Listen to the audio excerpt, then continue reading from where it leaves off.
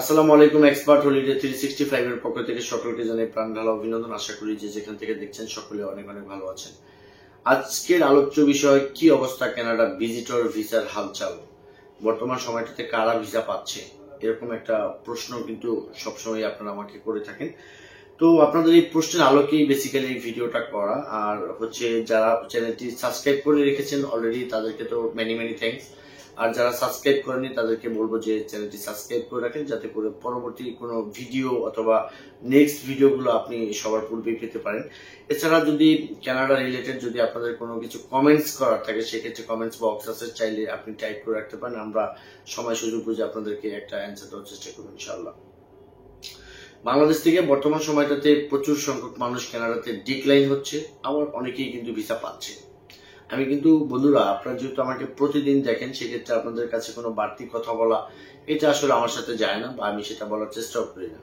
এখন বর্তমান সময়টাতে ভিসা রেশিওটা একটু কমেছে তাদের জন্য যাদের প্রোফাইলগুলো স্ট্রং না, যারা বাংলাদেশ থেকে ওখানে সাবমিট করার সময় নানান ধরনের পেপারস দিয়ে সাবমিট করেন, যেগুলো ভিসা অফিসারের কাছে অথেন্টিক মনে হয় না।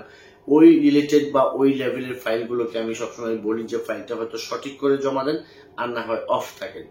এই সময়টাতে কানাডাতে ভিসা তারাই পাবে যাদের কেবল ডকুমেন্টস গুলো স্ট্রং আছে। কারণটা হচ্ছে যে ওরা যেহেতু আপনাকে দেখবে না, আপনার ইন্টারভিউ নিবে না, আপনাকে ফিজিক্যালি দেখার সুযোগ নেই, আপনার সাথে কোনো কন্ট্যাক্ট করার সুযোগ নেই, উইথ আপনারও তো তাদের সাথে কন্ট্যাক্ট করা উচিত মানে কোনো ওয়ে নেই। সেক্ষেত্রে টোটালি ডিপেন্ড করবে কিন্তু আপনার ওই পেপারস এর উপরে। আপনার যে সুন্দর একটা প্রোফাইল সুন্দরভাবে ফুটিয়ে তুলতে পারলেই কিন্তু কেবল আপনাদেরকে ভিসা ওরা দিতে পারে। কারণটা হলো যে কানাডা আপনাকে আমাকে ভিসা দেওয়ার জন্যই বসে আছে, কিন্তু ভিসাটা দিবে কিসের উপরে? আপনি যদি সেই ধরনের ভিসা পাওয়ার একজন উপযুক্ত কোনো ডকুমেন্টস আপনি সাবমিট না করেন, বা সেই ধরনের কোনো পার্সন যদি আপনি না হন, সেক্ষেত্রে কিন্তু বর্তমান সময়টাতে ভিসা পাওয়াটা টাফ হয়ে যাবে।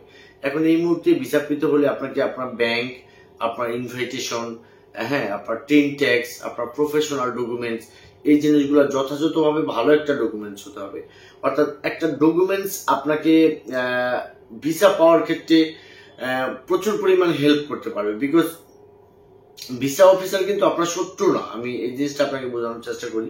উনি আপনার শত্রুও না, আপনার মিত্রও না। সো আপনার ডকুমেন্টস এর উপর জাজমেন্ট করে, যদি আপনার ডকুমেন্টস এর উপর ডিপেন্ড করে যদি ধরে নেয় যে না আপনার এই পেপারস গুলো সব স্ট্রং ছিল, আপনি ওখান থেকে ঘুরে ব্যাক করবেন, সেক্ষেত্রে কিন্তু এই পরিস্থিতির মধ্য দিয়েও কিন্তু আপনি কানাডার ভিজিটর ভিসা পেতে চান।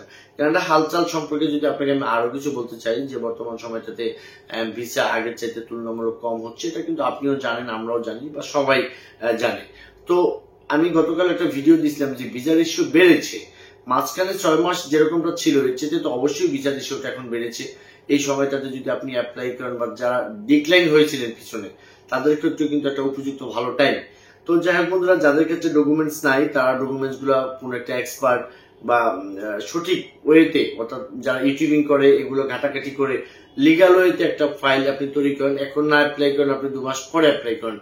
কিন্তু যারা বর্তমান সময়তে যে রেডি ফাইল আছে, আমি বলবো যে তারা আরেকবার কানাডাতে চান্স দিতে পারেন। যারা ডিক্লাইন হয়েছে, আর যারা ফার্স্ট অ্যাপ্লাই করবেন তাদের জন্য তো ফার্স্ট চান্সে যাতে ভিসাটা হয়েছে সেই শুভকামনা সকলের প্রতি থাকবে। বন্ধুরা, আপনারা জানেন যে আমি কানাডার ভিসা নিয়ে কাজ করে থাকি। রিলেটেড যদি কোনো কিছু জানার ইচ্ছা থেকে স্ক্রিনে দেওয়া নাম্বারে যোগাযোগ করতে পারেন। অন্যথা একান্ত ফাইল সাপোর্ট, ডকুমেন্টস সাপোর্ট, তারপর হচ্ছে ফাইল সাবমিট করা, এম্বাসির অ্যাপয়েন্টমেন্ট ডেট নেওয়া, ফিঙ্গারপ্রিন্ট ডেট নেওয়া, এন্ড দেন হচ্ছে পাসপোর্ট রিকোয়েস্টের ডেট নেওয়া, এই রিলেটেড যদি কোনো কাজ থাকে সরাসরি ডেসক্রিপশন বক্সে অ্যাড্রেস অনুযায়ী আমাদের সাথে মিট করতে পারবেন। আমরা আপনাদের কন্ডিশন বুঝে ভালো একটা প্রোফাইল করে দেওয়ার চেষ্টা করবো। সকলে ভালো থাকবেন, সকলে সুস্বাস্থ্য কামনা করি। আসসালামু আলাইকুম।